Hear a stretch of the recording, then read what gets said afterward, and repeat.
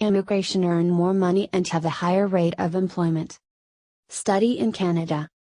Canada is one of the world's top international student destinations, hosting over 600,000 students from all over the world.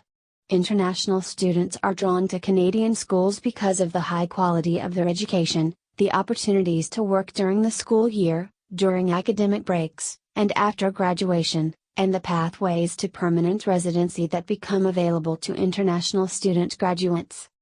In Canada, there are over 1,500 designated learning institutions that accept international students. Graduates of these institutions may be eligible for an open work permit, allowing them to stay in Canada for up to 3 years after graduation.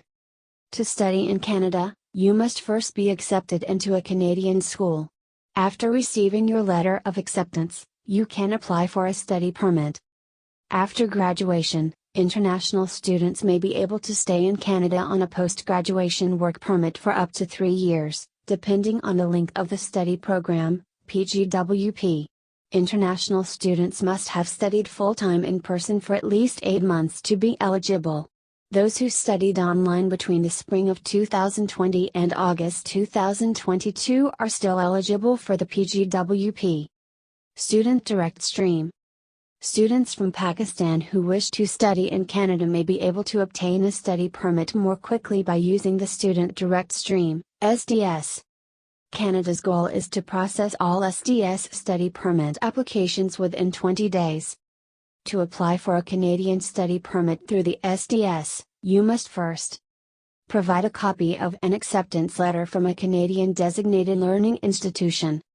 Present a confirmation document for your initial medical examination.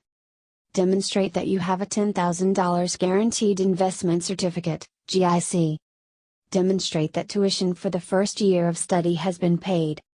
Show proof of either completion of studies at a Canadian curriculum high school or language test results demonstrating an IELTS score of 6 in English or NCLC 7 in French, and submit the application at a Visa Application Center, VAC. If you are accepted, you will be given a letter of introduction as well as a temporary resident visa to visit Canada. When you arrive in Canada, you will show it to a visa officer. At the time of applying for a study permit through the SDS program, Pakistan citizens cannot be residing in another country.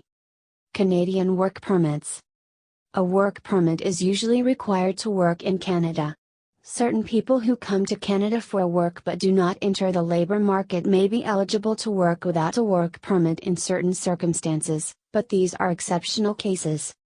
The Temporary Foreign Worker Program, TFWP, and the International Mobility Program, IMP, are the two major work permit programs in Canada, IMP. The main distinction from the standpoint of the worker is that TFWP permits necessitate a labor market impact assessment, LMIA, whereas IMP work permits do not.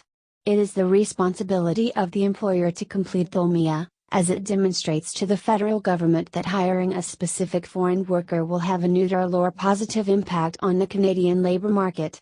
LMIAs are not required for IMP work permits because the work done by the employees adds a significant benefit to the country or is part of a reciprocal agreement between Canada and another country. An intra-company transfer is an example of an LMIA-exempt work permit for those who work in multinational corporations. One example for the Temporary Foreign Worker Program is the Global Talent Stream. Intra-company transfers.